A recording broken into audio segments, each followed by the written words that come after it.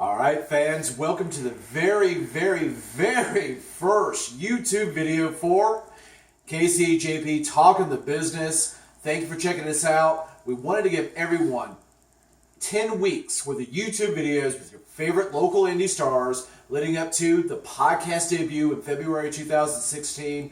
Since the podcast is so different from a lot of things you hear out there today, we wanted to give you a taste of what it was going to be like sitting around, round table, with your favorite indie stars, getting a feel of simply talking the business of actual pro wrestling business.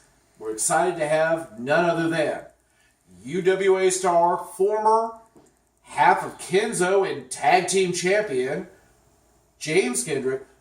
So happy to have you here, my friend. Thank you for having me. Oh, always. We're sitting here, buffalo chicken dips out, got the brews, ready to talk the business with you. Unfortunately, JP cannot be here today. JP, prayers and thoughts go out to you. I know you'll be back next week. Get to feeling better soon. But show must go on. So we're sitting here ready to talk the business today. And James, I guess what we really got to start with, you've been a pro now for 10 years. Mm-hmm. You've worked up Northeast. You're from Ohio. Now you're at UWA. And if you guys don't know, UWA, every Monday night, 11 p.m., channel 185, kind of a newer promotion around the Kentucky, Indiana area, 2-3 years now. Why don't you tell the fans what UWA is like? It's a family show. I mean, you get to be on TV and you get to see this pretty face. No applause. But, no comment. No comment. We're drinking beer. We're not drunk yet. Go ahead. It's fun. Get to boo whoever you want to boo, cheer whoever you want to cheer. I get booed a lot. Doesn't make any difference. I wonder why. And fans, if you haven't watched the show, the show's actually, you can go, they film on Sundays at the New Albany Production House in New Albany, Indiana. Very kind of unique setup, James, in the fact that the fans are very interactive compared to where the stage is and where the fans are. Yeah. So the fans are very interactive within the show. And does that help you out? I mean, yeah. It gives the fans the chance to get that one-on-one with us. I mean, if I'm coming down the ramp, I might say, "Oh, you're ugly or stupid or something," and you get the big baby faces. They'll go down there, shake the hands. It's all about that one-on-one. You don't get that one-on-one with the bigger stages and stuff like that. It's all about the fans, really. Oh, agreed. I've been down there, and by the way, fans, just so you know, KC&JP, we're booked January 17th. We'll be at the New Albany Production House, meeting the guys from UWA Wrestling, setting them up for the podcast this upcoming year. So we're excited about that, excited about meeting the fans and getting their interaction and who they want to see as part of the show. I mean, it's like I said, it's a little bit different. This past week's show, actually, I sat back and watched it. And yeah, it's very family oriented, but at the same time, you guys made me laugh my ass off the couch. There was this great first segment where the booker for the show, I guess, had to pay a fine as he was coming into the arena. So he pulls out $1 and some change to pay the fine. Yeah. I'm sitting there laughing my ass off because it was just ridiculous. Because the guy he's paying the fine to is all excited about $1 and some change.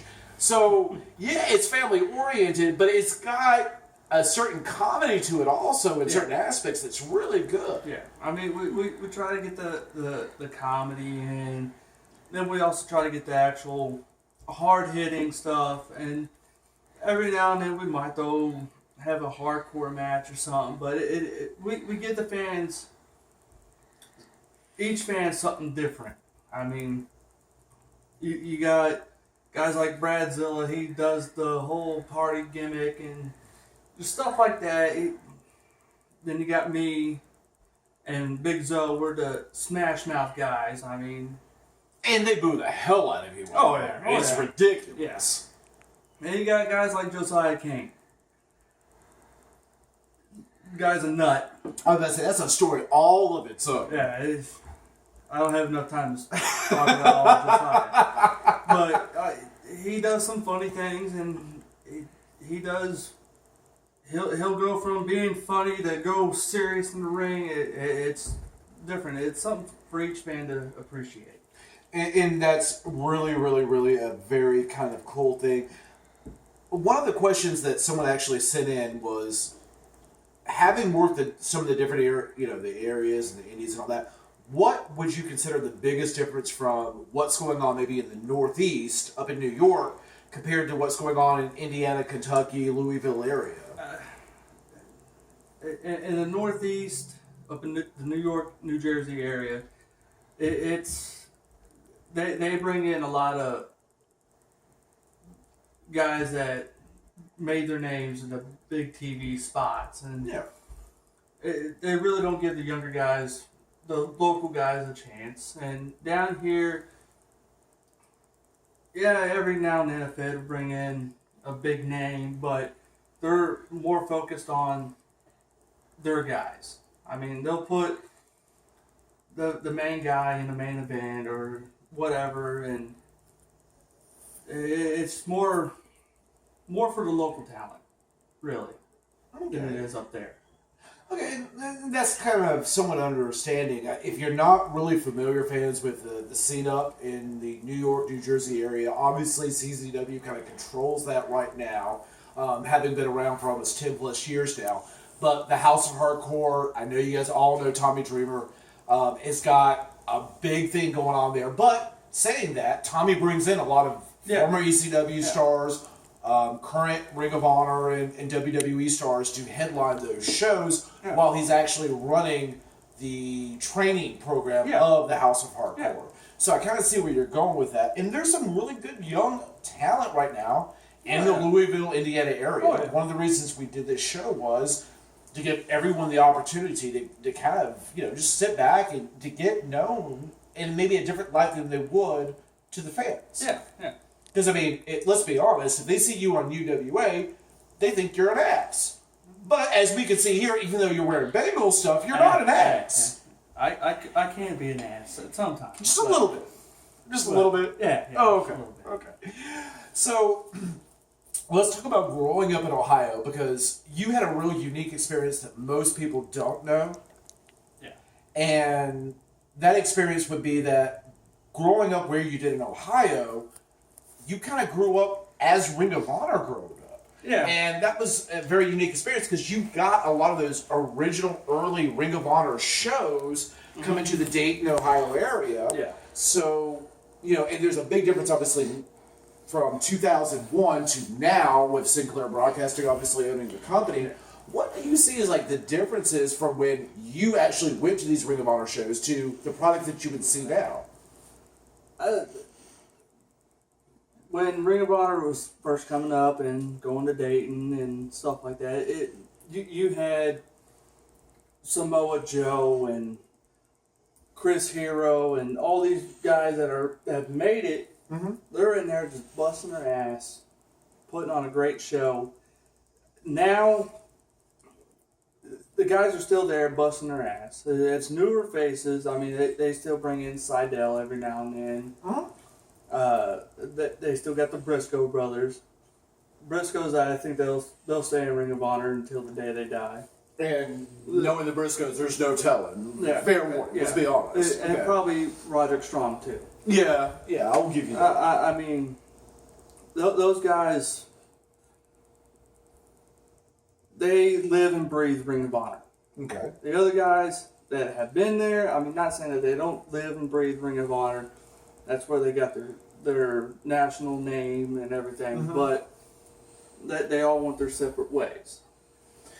Well, I agree with you to a great extent. And, of course, Ring of Honor now, if you haven't heard today, they've just signed an exclusive deal with Pro Wrestling Guerrilla out in California, where Ring of Honor stars can work 4 to 5 shows a year with PWG. So we have Mount Rushmore 2.0, basically. We've got Roderick Strong, we've got the Bucks, and Adam Cole Adam Cole, baby, makes his huge, return last night as Rushmore 2.0. So they break the news nationally today. They already have their deal with New Japan. So I'm kind of really curious, is this a way of keeping the talent that they have long term, because they're afraid of whatever WWE sided with NXT, where TNA's going with their deal, which, you know, obviously their international deal is probably a little bit bigger than their deal here in the U.S. Yeah. So I'm really curious to see how this works out. Yeah, I mean, it's good that those two companies have come together. I mean, they've been swapping talent for years. True. But it's like the territorial days. Oh, yeah. They're trying to band together, hunker down, try to keep their guys happy, and you get from the East Coast and the Midwest area. That's more Ring of Honor than you got the guys going all the way over to the West Coast. Yeah, where PWG is, and they're swapping talent. I mean, it's like NWA. You had Ric Flair, the champion. He'd go from spot to spot. Yeah. Different territories, and it brings the name to the person. It brings the name to that company that they're with. So it should be good. You know what, and that actually really leads into the next question I have, because you hear so much stuff about, well, the territory days. To me, the territories are actually coming back. Whether you want to talk about the House of Hardcore and CZW, you can go out west and talk about, and I got to give a shout out to my boy Drugs Bunny, Hood Slam, drawing incredible numbers in the Oakland area, PWG out in California. You got Rikishi and his school out there. Yeah. You go down to Texas and Louisiana, again, shout out to my boys down at Wildcat Sports, tearing it up, hard body. We're trying to keep it classy for you. I mean, they're drawing up to 1,000, 1,200 a show right now down in Louisiana. Then you can actually go as far East Coast as the Carolinas, and you're talking about Steve Corino's got his academy up. You got what the Hardys are doing out there. It feels like the territory days are actually coming back. Yeah, it does. I mean, me personally, I'd like to see the territory days come back. Okay. It's just my personal opinion. But it's more for the boys, right? Yeah, oh yeah. I mean, you make your name at one place, and somewhere over here they hear about you, they want to bring you in, and it goes from there. I mean, that's basically what the territories should be like. But for a while they were gone. Now, hopefully, territory days will come back. Oh, I don't agree. And I did not forget to mention, I'm sorry, guys, Tennessee has got some great stuff going on with NWA right now. And, you know, there's a bunch of smaller promotions coming out of there. And obviously the rumors where Jerry Jarrett's getting back into the business, which is a big thing going on right now. And, you know, here locally, again, if you're not checking out the product, whether it be KDW, whether it be UWA, whether it be OVW, there's some really cool things going on here. And we're sitting here recording this on a Sunday. It's TLC night. So, you know, I got to throw the question out. Is there anything you're really looking, I mean, as a, you work in the business, but you're also a fan. Is there anything you're really looking forward to? I know a lot of people have crapped on this pay-per-view, the marks on the internet. Is there anything that you're really looking forward to tonight's pay-per-view? To be honest, I haven't really kept up with WWE in a while. I mean, why is that? I mean, after a while, when you see the same storylines repeat itself, and I just lost interest in it. I mean, I'm more independent side. I'll watch Ring of Honor or CZW or Shakara before I'll watch WWE. I mean, don't get me wrong, they got the talent. They got Cesaro, Steen, Sami Zayn, Joe. Obviously. I mean, those guys, they bust their ass. Oh yeah, most definitely. And you see guys like that, and they don't get rewarded for busting their ass, and it kind of ticks me off a little bit. So I just. No, I understand it. Anyone who knows me knows there's no bigger Kevin Steen Owens fan in the world than me. Yeah. And literally, I'll be watching the pay-per-view tonight for one match. And that's his match. And it's not because the guys aren't busting their ass in the ring or the in-ring product isn't good, but the stories, to me, you can't feed me a story in 2 weeks. Yeah. To me, my favorite stories are 6 months, a year Oh, into yeah, it, yeah. and they grow and you become emotionally invested into it. You feed me a 2-month storyline or a 2-week storyline, I could really care less. Yeah. You know? So, all right, well, dude, I cannot thank you enough for coming and No checking problem. this out, having a couple of beers with us. And fans, this is what the show's going to be like. You're going to have 4, 5, 6 people sitting around, just talking the business. What are the good discussions going to be? That's going to be up to you. We're going to let you tell us what we're going to talk about. And that's kind of the unique aspect of this. It's not a one-on-one interview. It's going to be 4 or 5 guys sitting around, having some beers, maybe Jim Beam, God forbid. Hey, we love you, Jim Beam, thank you. And we're going to have some fun, and we're going to talk the business of pro wrestling, because the one thing that I have found out with pretty much every guy I've met in this business is they love talking pro wrestling. Oh, yeah. It's a great thing. So, obviously, next week, another big show coming out. The chosen one, Mitch Huff, will be here with JP. Get well soon, my friend. He's going to be coming in. Pizza, gotta have pizza with Mitch Huff. No choice. Lots of Coors Light. By the way, salute to our boy Chris Silvio. Come back from England soon. Enjoy yourself. And we're going to sit back with Mitch. Pizza, beer. We're going to talk about training. He's obviously got a training academy going on here in Kentucky. Give him a few minutes to talk about that. And we're going to talk to Mitch about, we're going to talk the business. Talking the business of pro wrestling. Lots of stuff going on. I think Shane Andrews, you knew. I know you've seen a few times. Shane, the bad boy of the indie scene. We got him week 3. We're excited about that. Good things coming. I hope everyone likes this. I hope everyone enjoys it. Please give us your feedback. Get us on the Facebook page. Look us up on YouTube. Real easy. It's going to be KC&DAVE TTB. Just put it in the search engine. Can't miss the YouTube video. Same for the email. You know how to find us on Facebook. The Twitter account will be up in 2 to 3 days. Give us feedback. Let us know what you think.